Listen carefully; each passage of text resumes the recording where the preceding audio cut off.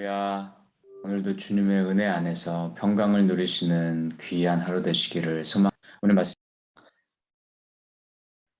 전에 라이스 땅을 정탐하러 갔던 5 사람이 그 형제들에게 말하여 이르되 이 집에 에봇과 드라빔과 새긴 신상과 부어 만든 신상이 있는 줄을 너희가 아느냐. 그런즉 이제 너희는 마땅히 행할 것을 생각하라 하고 5 사람이 그쪽으로 향하여 그 청년 레위 사람의 집, 곧 미가의 집에 이르러 그에게 문안하고 단자손 600명은 무기를 지니고 문 입구에 서니라. 그 땅을 정탐하러 갔던 5 사람이 그리로 들어가서 새긴 신상과 에봇과 드라빔과 부어 만든 신상을 가져갈 때에 그 제사장은 무기를 지닌 600명과 함께 문 입구에 섰더니 그 5 사람이 미가의 집에 들어가서 그 새긴 신상과 에봇과 드라빔과 부어 만든 신상을 가지고 나오매 그 제사장이 그들에게 묻되 너희가 무엇을 하느냐 하니 그들이 그에게 이르되 잠잠하라 내 손을 입에 대라 우리와 함께 가서 우리의 아버지와 제사장이 되라 내가 한 사람의 집의 제사장이 되는 것과 이스라엘의 한 지파 한 족속의 제사장이 되는 것 중에서 어느 것이 낫겠느냐 하는지라. 그 제사장이 마음에 기뻐하여 에봇과 드라빔과 새긴 우상을 받아가지고 그 백성 가운데로 들어가니라. 그들이 돌이켜서 어린아이들과 가축과 값진 물건들을 앞세우고 길을 떠나더니 그들이 미가의 집을 멀리 떠난 때에 미가의 이웃집 사람들이 모여서 단자손을 따라붙어서 단자손을 부르는지라 그들이 얼굴을 들여 미가에게 이르되 내가 무슨 일로 이같이 모아 가지고 왔느냐 하니 미가가 이르되 내가 만든 신들과 제사장을 빼앗아 갔으니 이제 내게 오히려 남은 것이 무엇이냐 너희가 어찌하여 나더러 무슨 일이냐고 하느냐 하는지라 단자손이 그에게 이르되 내 목소리를 우리에게 들리게 하지 말라 노한 자들이 너희를 쳐서 내 생명과 내 가족의 생명을 잃게 할까 하노라 하고 단자손이 자기 길을 간지라 미가가 단자손이 자기보다 강한 것을 보고 돌이켜 집으로 돌아갔더라. 단자손이 미가가 만든 것과 그 제사장을 취하여 라이스에 이르러 한가하고 걱정 없이 사는 백성을 만나 칼날로 그들을 치며 그 성읍을 불사르되 그들을 구원할 자가 없었으니 그 성읍이 베드르흡 가까운 골짜기에 있어서 시돈과 거리가 멀고 상종하는 사람도 없음이었더라. 단 자손이 성읍을 세우고 거기 거주하면서 이스라엘에게서 태어난 그들의 조상 단의 이름을 따라 그 성읍을 단이라 하니라. 그 성읍의 본 이름은 라이스였더라. 단 자손이 자기들을 위하여 그 새긴 신상을 세웠고 모세의 손자요 게르솜의 아들인 요나단과 그의 자손은 단 지파의 제사장이 되어 그 땅 백성이 사로잡히는 날까지 이르렀더라. 하나님의 집이 실로에 있을 동안에 미가가 만든 바 새긴 신상이 단 자손에게 있었더라. 아멘. 네, 계속해서 우리는 이 미가와 단지파의 이야기를 묵상하고 있습니다. 토요일 말씀에서요, 에브라함 이 미가가 집에 이제 드라빔과 가정신과 개인 신상을 이제 세우고 제사장에 오신 에봇을 지었습니다. 그리고 이제 마침 그때 이제 유다 베들레헴에서 이제 한 그 이 레위 지파 청년이 이제 오니까 그를 불러다가 자기가 만든 우상의 제사장으로 이렇게 삼았습니다. 이어서 이제 어제 말씀에서는요, 단지파가 자기가 거주할 땅을 찾기 위해서 정탐꾼 5명을 보내는데요. 그들이 마침 이제 가다가 미가의 집을 방문하게 되죠. 그리고 거기서 그들은 이 청년 제사장과 드라빔과 이제 신상을 보게 됩니다. 그 후에 이제 그들은 라이스 지역을 정탐하고 다시금 이제 백성들에게 돌아가서는요.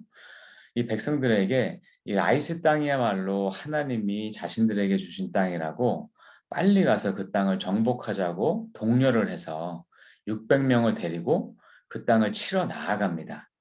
그 길에 그들은 또 미가 집을 들리게 된 것이에요. 그리고 이제 이어지는 오늘 말씀에서는 지난번에 정탐했던 그 5명 사람들이 미가의 집에 들어가서 에봇과 드라빔과 신상을 훔쳐 나오게 되죠. 그리고는 그 청년 제사장에게 이렇게 제안을 하는 거예요. 네가 한 집의 제사장이 낫겠냐? 아니면 이스라엘 한 지파의 제사장이 낫겠냐? 라고 말한 것이죠. 결국 자기 단지파의 제사장이 되어달라고 그들은 이제 말한 겁니다. 그랬더니 그 타락한 제사장은 그 제안을 굉장히 좋게 여겨서 또 바로 또 그들을 따라가게 되는 거예요. 이렇게 되니까 이제 미가가 동네 사람들을 이제 모아서 단지파를 쫓아오게 된 겁니다. 그리고 이것을 본 단지파 사람들이 네가 왜 사람을 모아서 우리에게 쫓아왔느냐라고 적반하장식으로 이제 물어보게 됩니다. 그러니까 미가가 아니 너희가 내 신과 제사장 모두를 빼앗아가 놓고는 오히려 내게 무슨 일이라고 묻느냐 이렇게 따지게 되는 거죠. 그랬더니 단지파 사람들이 우리가 네 목소리를 듣지 않도록 해라. 네, 안 그러면 너와 네 가족 생명을 잃게 될 것이다. 라고 위협을 해서 이 미가를 쫓아내는 겁니다. 그 위협에 못 이겨서 미가는 그냥 돌아갑니다. 그 후에 단지파와 그 제사장은요, 라이스에 가서 이제 아무 경계도 없이 살아가는 그러한 그냥 평온한 그 성읍을 진멸하고 그 다시 성읍을 짓고 이름을 단이라고 짓고요. 그곳에서 정착해서 살게 됩니다. 이 본문 말씀은 하나님의 집, 즉 성막이 실로에 이제 머무는 동안에 미가가 만든 우상이 계속해서 단지파 가운데 있었다라고 증거하면서 말씀이 마무리가 됩니다. 성도 여러분, 오늘 이 미가의 말씀에서 나온 모든 행동들은요, 정말 단 하나도 하나님의 뜻대로 한 것이 하나도 없다고 생각하시면 되겠습니다. 처음부터 끝까지 모든 것이 하나님의 뜻과는 완전히 다르게 자기 멋대로 한 행동들이었습니다. 참 안타깝습니다. 너무 틀린 게 많아서 하나하나 다 설명조차 할 수가 없습니다. 그중에 이제 몇 가지 중요한 것만 좀 살펴보겠는데요. 일단 단지파는요. 여호수아에서 보면 유다의 서쪽 땅을 이미 분배받았어요. 그런데 그들은 이제 거기 살고 있던 아모리 족속을 쫓아내지 못합니다. 오히려 그들에게 쫓겨나는 신세가 돼요. 그럼 그들이 하나님의 뜻을 순종하려면 어떻게 해야 했겠습니까? 그렇습니다. 이제 그들은 하나님께 기도하면서 잘 준비해서 원래 기업으로 받았던 그 유다 서쪽 땅을 정복해야 하는 것이었어요. 그런데 그들은 지금 이걸 생각하지도 않고요. 라이스라는 새로운 곳을 이제 치러 나가는 겁니다. 그들이 이렇게 하려고 했던 이유가요. 자기가 원래 분배받았던 기업 그 땅보다 라이스 사람들이요. 온순해서 만만해 보였던 거예요. 그리고 지리적으로 이 사람들을 도울 수 있는 이제 시돈 사람들하고도 이 거리가 멀어서 자기들이 치더라도 이들을 도와줄 사람이 별로 없겠다라고 생각했던 것입니다. 하나님이 우리에게 원하시는 사명이 어렵다고 해서 그것을 회피하면 하나님의 사명을 감당하는 축복을 절대 누릴 수가 없습니다. 그때부터는요, 그냥 하나님과 다른 길을 걷는 것이라고 하면 됩니다. 마치 가인이 아벨을 죽이고 나서 하나님께 쫓겨나서 동편으로 갔었던 것처럼, 뭐 나름 그 삶을 유지는 할 수 있겠지만 언약과 사명의 관점으로 보면요, 이미 그 인생은 끝난 것이라고 해도 뭐 틀린 말이라고 할 수 없습니다. 하나님의 영이 떠났던 사울도 마찬가지였죠. 그렇게 해서 하나님을 떠난 삶에는요, 주께서 역사하시지 않습니다.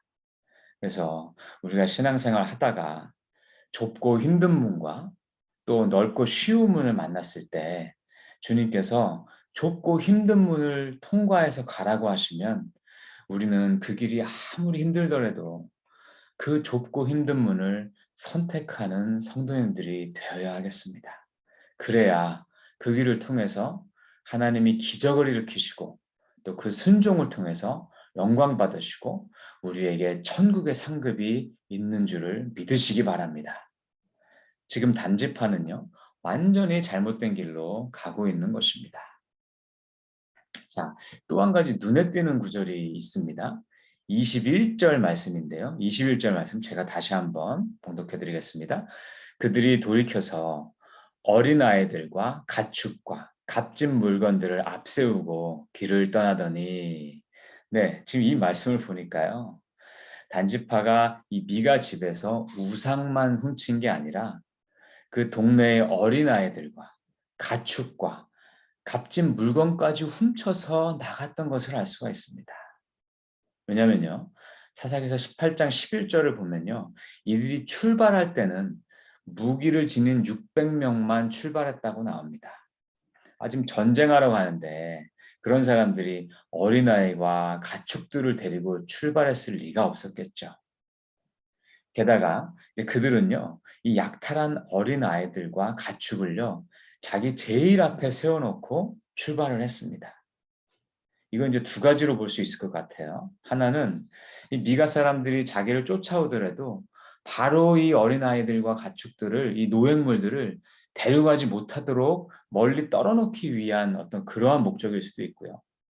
또 하나는 지금 전쟁하러 나가는 길 아닙니까? 그래서 그럴 리가 없겠지만 행여라도 숨어있는 적들을 만난다면 이들을 방패막이로 활용하려는 그러한 나쁜 의도가 있었을 수도 있습니다. 성도 여러분, 단지파와 이 미가가 속한 에브라임 지파는요, 같은 야곱의 자손이요, 형제지간인 것입니다. 이 시대가 도대체 얼마나 타락했으면 동족이 동족을 이렇게 대하는 이런 상태까지 되었겠습니까? 하나님이 사라진 시대, 하나님이 사라진 나라는요, 완전히 약육강식의 세계가 되고 마는 것을 우리가 기억할 필요가 있겠습니다. 지금도 하나님을 국가적으로 거부하는 나라들의 상황만 우리가 잘 살펴봐도 이를 잘 알 수가 있습니다. 그래서 우리가 사는 미국과 또 우리 조국 대한민국이 하나님의 통치권 안에 거하는 나라가 되게 해달라고 계속해서 우리는 기도해야 할 필요가 있겠습니다. 그런데 이런 단지파보다 더 잘못된 지파가 있습니다. 이 레위 지파인 거예요. 하나님은요, 이스라엘 백성들이 가나안 땅을 정복했을 때 이 레위 지파에는 별도의 이 땅, 기업을 주지 않으셨죠. 그 대신에 이제 레위 지파를 빼고 요셉의 두 아들을 지파로 삼아서 12지파를 채우셨고요. 레위 지파는 이 12지파에 각각 흩어져서 하나님을 섬기는 제사장직을 맡도록 하셨습니다. 그래서 이런 측면에서 보면요. 사사시대의 하나님의 구원 계획은요. 레위인들을 통한 예배에 있었다고 볼 수 있습니다. 각 지파별로 흩어진 레위인들이 하나님을 잘 예배하고 이를 통해서 이스라엘 온 지파에게 영적 상태를 책임질 수 있도록 그렇게 레위인들에게 사명을 맡기셨던 것이죠. 그런 지파가 바로 레위 지파였어요. 그러다 보니까 오늘 말씀에서도 우리가 본 것처럼요. 미가도 그랬고 단지파도 그랬고 이 레위인을 자기 제사장으로 삼으려 했던 것이에요. 이들은 하나님의 본 마음은 잘 몰라요. 그러나 레위인을 자기 제사장으로 삼으면 하나님께 축복받을 것이라는 그런 단순한 마음에서 그렇게 행동한 것입니다. 그런데 지금 이 베들레헴에서 올라온 청년 레위인을 한번 살펴보십시오. 레위인은요, 자기에게 부여된 그 지파의 땅이 그 자기의 사명지인 것입니다. 그래서 그 땅을 떠나면 안 돼요.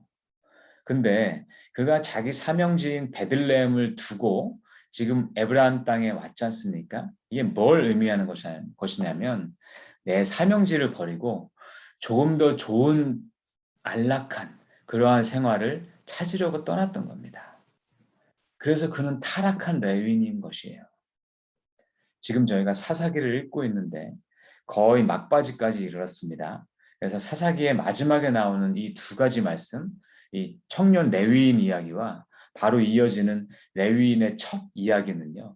이 사사시대가 얼마나 이 음행으로 점철되었는지를 보여주는 절정을 보여주는 사건들입니다. 하나님을 예배하는 성직자로 부름받은 레위인마저도 세상 사람들과 아무런 구별됨이 없고 완전히 타락해버리고 심지어는 첩을 두고 돈을 사명보다 더 소중히 여기는 그러한 영적으로 가장 어두워질 때에 나타나는 현상들이 이 두 가지 사건이었던 것입니다. 레위인들마저 그랬다면 과연 누가 이스라엘 백성들을 돌이킬 수 있었겠습니까? 그래서 결국은 하나님께서 이스라엘에게 하나님의 마음에 합한 왕 다윗을 주셨고요. 그 후손으로 우리의 영원하신 왕 예수 그리스도를 보내주셨습니다. 그런 측면에서 사사기는 우리에게서는 결코 구원이 나올 수 없음을, 구원은 하나님의 절대적인 은혜로만 일방적으로 주어지는 것임을 보여주고 있는 책이라고 말할 수 있습니다. 마지막으로 30절 말씀을 함께 같이 보시겠습니다. 제가 봉독하겠습니다. 단 자손이 자기들을 위하여 그 세겜 신상을 세웠고 모세의 손자요 게르솜의 아들인 요나단과 그의 자손은 단지파의 제사장이 되어 그 땅 백성이 사로잡히는 날까지 이르렀더라. 자, 이 말씀을 보니까 그 타락했던 그 레위인 청년이 누구였는지 정체가 드러납니다. 그는 모세의 손자 요나단이었습니다. 네, 학자들은 그래서 이 단지파 이야기가 사사기의 초창기 때 일어난 일이라고 이제 해석을 하는 것이에요. 이제 사사시대가 340년 동안 지속이 되었었기 때문에 모세 손자가 이렇게 살아 있으려면 이제 그렇게 볼 수 있겠죠. 근데 이제 그보다 더 중요한 것은요, 이 사사기의 편집자가 이 미가 이야기와 레위인의 첫 이야기를 이 마지막에 배치한 이유인 거예요. 그것은 아마도 이제 아까 전에 제가 말씀드린 것처럼 사사시대의 타락의 극치는 레위인, 이 성직자의 타락의 모습으로 나타났음을 강조하기 위함이라고 볼 수 있습니다. 사랑하는 성도 여러분, 모세는 우리 어떤 사람인지 너무나 잘 알지 않습니까? 모세는 하나님과 대면했던 사람입니다. 그는 이스라엘을 대변해서 중보기도 했고요. 하나님은 모세 한 사람의 기도를 들으시고 이스라엘 전 민족을 진멸하시려는 그의 계획을 수정하시기까지 하셨습니다. 그만큼 위대한 믿음의 사람이 모세였던 겁니다. 그런데 뭐 많은 데가 흘러간 것도 아니고 바로 손자가 이렇게까지 타락하였다는 것은 우리에게 무엇을 말해줍니까? 그렇습니다. 우리가 다음 세대를 위해서 과연 무엇을 남겨줘야 하는지를 잘 말해주고 있습니다. 사랑하는 성도님들, 정말로 성도님들께서 훌륭한 믿음을 갖고 계셔도요, 우리가 다음 세대 사역을 잘 진행하지 않으면 당장 우리 자녀 세대, 우리 손자 세대만 돼도 이러한 믿음의 계보는 완전히 타락할 수 있음을 보여주는 좋은 예일 것입니다. 정말 우리가 우리 자식들에게 무엇을 남겨야 할까요? 우리가 사는 집, 우리가 사는 사회적인 지위, 다 필요하고 도움이 될 수는 있겠지만 우리가 믿음을, 이 신앙을 전수하지 못하면 이 모든 것들은 다 헛되게 될 것을 우리가 잘 기억해야 할 필요가 있습니다. 그래서 여기 있는 저부터 더더욱 우리 자녀들이 하나님 앞에서 믿음으로 설 수 있도록 기도하며 노력하며 또 같이 관심 가져야 할 것을 오늘 말씀이 촉구하고 있습니다. 이 말씀 기억하시면서 우리 함께 기도하시겠습니다. 은혜로우신 아버지 하나님, 참으로 영적으로 어두운 사사시대를 바라봅니다. 말씀이 사라지고 기준이 무너지니까 주의 백성이 믿지 않는 자들과 다를 바가 없어지고 또 주의 성직자가 일반인과 다를 바가 없어진 시대를 바라보면서 우리 스스로 영적 경각심을 갖습니다. 저희가 사는 이 땅이, 이 시대가 하나님의 말씀이 바로 세워지고 하나님의 공의가 하수같이 흐르는 그러한 세상 되도록 저희부터 바로 서겠습니다. 주께서 저희의 지혜 되어 주시고 힘이 되어 주셔서 이 땅 가운데 하나님의 통치가 확장되는데 우리가 앞장설 수 있도록 저희를 인도하여 주시옵소서. 존귀하신 우리 주 예수 그리스도의 이름으로 기도하옵나이다. 아멘. 네, 감사합니다. 네, 우리 함께 기도 제목 나누겠습니다. 오늘 주신 말씀 기억하면서 특별히 미국 교회의 성직자들이 하나님의 말씀의 권위를 부정하고 또 사사기적으로 자기 본의대로 판단하는 분위기가 좀 사라지게 우리 함께 기도해 주시면 참 좋겠습니다. 또한 우리 자녀들을 우리가 신앙으로 잘 양육해서 우리 후손의 믿음이 우리 믿음보다 더 강해지는 그러한 축복의 역사가 있게 해달라고 함께 기도하시면 좋겠습니다.